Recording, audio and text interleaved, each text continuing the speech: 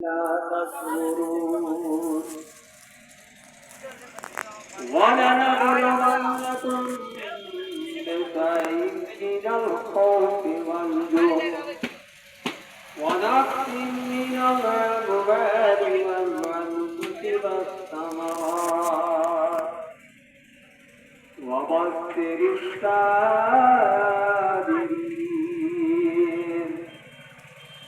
الذين إذا أصابتهم مصيبة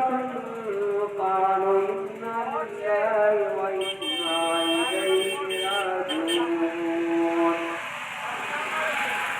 صدق الله مولانا العظيم آية الدفاع يا رب سلم على رسول الله رب سلم